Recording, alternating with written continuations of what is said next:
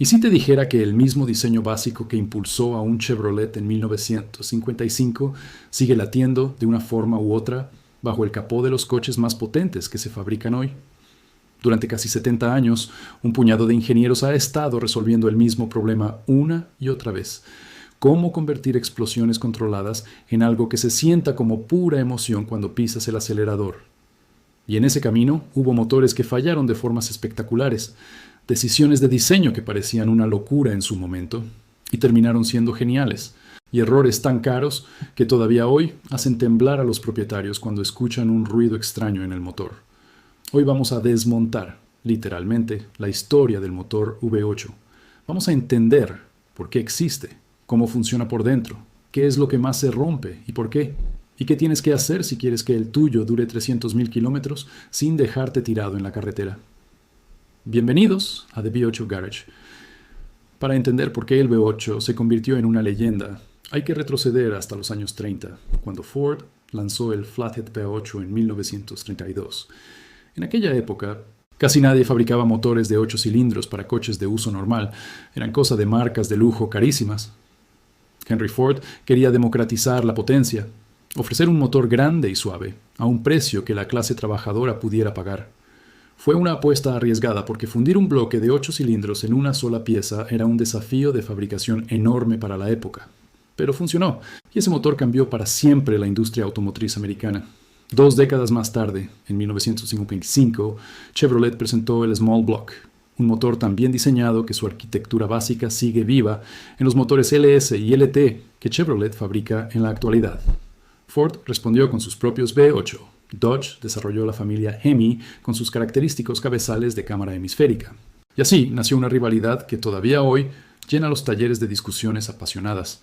El V8 se convirtió en sinónimo de identidad americana, de músculo, de la sensación de que la potencia debía sentirse en el pecho y escucharse en cada esquina. Ahora bien, ¿por qué 8 cilindros y no 6, o 10, o 12? Aquí es donde entra la ingeniería pura. Un motor V8 típico organiza sus cilindros en 2 bancadas de 4, formando una UE, generalmente con un ángulo de 90 grados entre ellas. Esa configuración no es casualidad. Con 90 grados se consigue un equilibrio natural de las fuerzas que genera el movimiento de los pistones, lo que significa menos vibración sin necesidad de añadir contrapesos complicados. Es una solución elegante a un problema físico.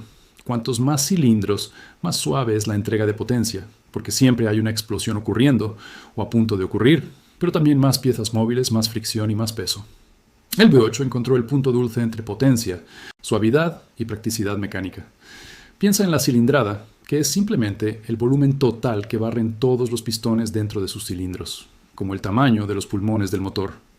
Un small block clásico de Chevrolet rondaba los 5.7 litros, mientras que las versiones modernas del LS y del LT pueden variar entre 5.3 y 6.2 litros, dependiendo de la aplicación.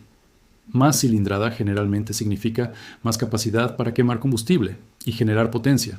Pero los ingenieros modernos han aprendido a extraer muchísima más potencia de motores más pequeños gracias a la inyección directa, la sobrealimentación y sistemas de gestión electrónica que antes ni existían. El sistema de combustible es otro capítulo fascinante de esta historia. Los V8 clásicos usaban carburadores, unos dispositivos mecánicos que mezclaban aire y gasolina de forma casi artesanal, ajustando la mezcla según la posición de una válvula. Funcionaban, pero eran imprecisos, se descalibraban con el tiempo y no respondían bien a los cambios de altitud o temperatura. La inyección electrónica de combustible llegó para resolver ese problema, permitiendo que una computadora calculara la mezcla perfecta de aire y combustible decenas de veces por segundo. Hoy, los motores más avanzados usan inyección directa, que introduce el combustible directamente en la cámara de combustión bajo muchísima presión, en lugar de mezclarlo antes en el conducto de admisión. Esto mejora la eficiencia y la potencia, pero también introduce nuevos problemas que ya veremos más adelante, porque en ingeniería casi nunca existe una solución sin contrapartidas. El sistema de refrigeración también merece atención, porque un motor V8 genera un calor tremendo, y si ese calor no se gestiona correctamente, las consecuencias pueden ser catastróficas. El refrigerante circula por el bloque y las culatas absorbiendo el calor de la combustión. Luego, pasa por el radiador, donde el aire que entra por la parrilla lo enfría antes de que vuelva a empezar el ciclo. La bomba de agua es el corazón de este sistema, empujando el líquido de forma constante. Y el termostato actúa como una válvula inteligente que mantiene la temperatura dentro de un rango óptimo, ni demasiado frío, porque un motor frío es ineficiente y desgasta más, ni demasiado caliente, porque el calor excesivo puede deformar componentes y arruinar juntas. La distribución, es decir, el sistema que controla cuándo se abren y cierran las válvulas de admisión y escape, es donde más han evolucionado los V8 americanos. Los motores clásicos usaban un árbol de levas único colocado dentro del bloque, accionando las válvulas a través de varillas empujadoras, un diseño simple, robusto y relativamente económico de fabricar, conocido como pushrod. Ford apostó por un camino diferente con sus motores modernos como el Coyote, utilizando árboles de levas en la culata, con doble árbol por bancada, lo que permite un control más preciso de la apertura de las válvulas y, en consecuencia, más potencia a altas revoluciones. Chevrolet, en cambio, ha mantenido el diseño pushrod en sus motores LS y LT hasta el día de hoy, y no es porque estén atrasados tecnológicamente, sino porque ese diseño permite un motor más compacto, más ligero y con un centro de gravedad más bajo, algo que los ingenieros valoran muchísimo en términos de manejo del vehículo. Es una de esas decisiones donde no existe una respuesta correcta absoluta, solo prioridades diferentes. Por último, el sistema de lubricación es literalmente lo que mantiene vivo al motor. El aceite no solo reduce la fricción entre piezas que se mueven a velocidades enormes, también ayuda a disipar calor y a mantener limpias las superficies internas, arrastrando partículas microscópicas de metal y suciedad hacia el filtro. Una bomba de aceite empuja este líquido vital a través de galerías internas hasta llegar a cada cojinete, cada árbol de levas y cada superficie que lo necesite. Si esta cadena se rompe en cualquier punto, el motor puede sufrir daños irreversibles en cuestión de minutos. Ahora que entendemos las piezas, veamos cómo trabajan juntas. Imagina cada cilindro como un pequeño pulmón que respira 4 veces en un ciclo completo. Primero, el pistón baja mientras la válvula de admisión se abre, dejando entrar una mezcla de aire y combustible, esto es la admisión. Luego el pistón sube, comprimiendo esa mezcla en un espacio mucho más pequeño, lo que la hace mucho más explosiva, esto es la compresión. En el punto más alto, la bujía genera una chispa que enciende la mezcla, y la explosión empuja el pistón hacia abajo con una fuerza tremenda. Esto es la combustión, el momento donde realmente se genera la potencia. Finalmente, el pistón vuelve a subir con la válvula de escape abierta, expulsando los gases quemados, esto es el escape. Este ciclo se repite en cada uno de los 8 cilindros, pero de forma escalonada, para que siempre haya al menos un cilindro generando fuerza, lo que produce esa entrega de potencia suave y continua que caracteriza al V8. Todo este movimiento de pistones se transmite al cigüeñal, una pieza de acero forjado con forma de manivela gigante que convierte el movimiento de arriba abajo de los pistones en un movimiento giratorio, que es finalmente lo que hace girar las ruedas. Dicho esto, ningún motor es perfecto, y los V8, a pesar de su fama de robustos, tienen sus puntos débiles bien documentados. Empecemos por uno de los problemas más temidos en los motores LS de Chevrolet, especialmente en generaciones fabricadas entre 2005 y 2013, el consumo excesivo de aceite relacionado con los anillos de los pistones. La causa suele estar en un diseño de anillo que, en ciertas condiciones de fabricación, no sella correctamente contra las paredes del cilindro, permitiendo que pequeñas cantidades de aceite se cuelen hacia la cámara de combustión y se quemen junto al combustible. Los síntomas incluyen tener que rellenar aceite entre cambios regulares, humo azulado en el escape, especialmente al arrancar, y en casos avanzados, una pérdida notable de potencia. La gravedad varía. En muchos casos, el motor sigue funcionando durante años, pero ignorar el problema puede llevar a un desgaste acelerado y, eventualmente, a fallos mayores.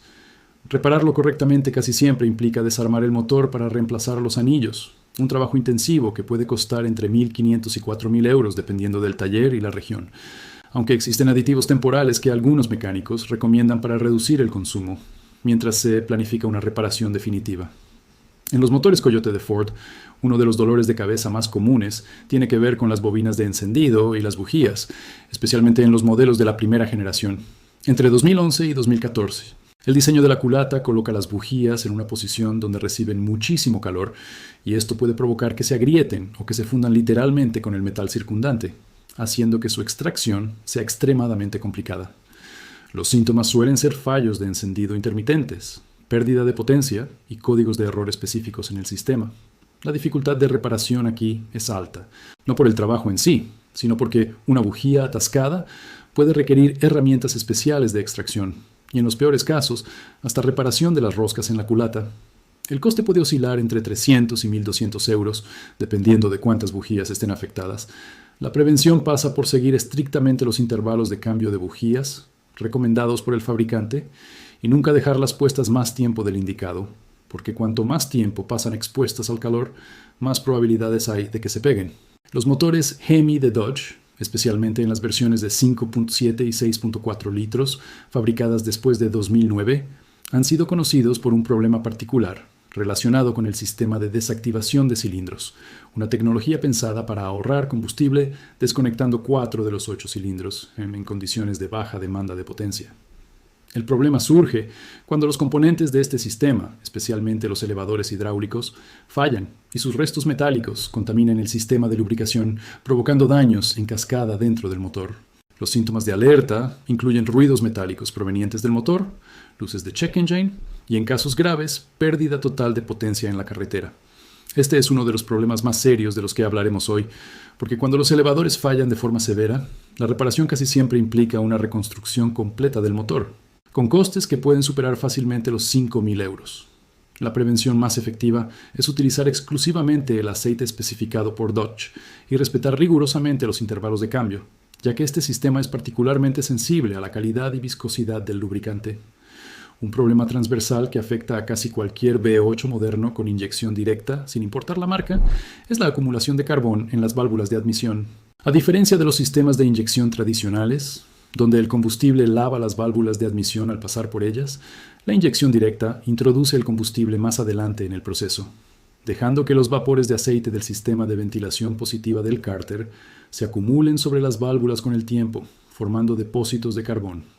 Los síntomas suelen aparecer gradualmente: ralentí inestable, pérdida sutil de potencia y aumento en el consumo de combustible. La buena noticia es que la gravedad rara vez es catastrófica, pero la limpieza requiere un proceso llamado limpieza por medios mecánicos o con walnut blasting, que consiste en desarmar parcialmente la admisión y utilizar partículas abrasivas suaves para eliminar los depósitos. Un trabajo que suele costar entre 300 y 700 euros y que se recomienda hacer preventivamente cada 80 o 100.000 kilómetros en motores con esta tecnología. Cuando algo empieza a sonar raro o el motor pierde fuerza, los mecánicos profesionales siguen un proceso de diagnóstico bastante metódico, y vale la pena entenderlo porque te ayuda a saber qué esperar cuando llevas tu coche al taller. El primer paso casi siempre es conectar un escáner OBD, un dispositivo que lee los códigos de error almacenados en la computadora del motor, dándote una primera pista de dónde buscar. Pero el escáner solo cuenta parte de la historia, por eso los buenos mecánicos combinan esta información con una inspección visual completa, revisando fugas de aceite, refrigerante, mangueras agrietadas y conexiones eléctricas sueltas. Cuando se sospecha de un problema interno más serio, entra en juego la prueba de compresión, que mide la presión que genera cada cilindro durante la fase de compresión. Un cilindro con compresión baja indica desgaste en los anillos o problemas en las válvulas. Si los resultados son ambiguos, se recurre a la prueba de fugas, conocida como Leak Down Test, que introduce aire comprimido en el cilindro y mide cuánto se escapa y por dónde, lo que permite identificar con precisión si el problema está en los anillos, las válvulas o la junta de culata. El análisis de aceite es otra herramienta poderosa y subestimada. Enviar una muestra a un laboratorio permite detectar partículas metálicas microscópicas que revelan desgaste interno, mucho antes de que se conviertan en un problema audible. La prueba de humo se utiliza para detectar fugas en el sistema de admisión o en el cárter, introduciendo humo a presión y observando por dónde escapa.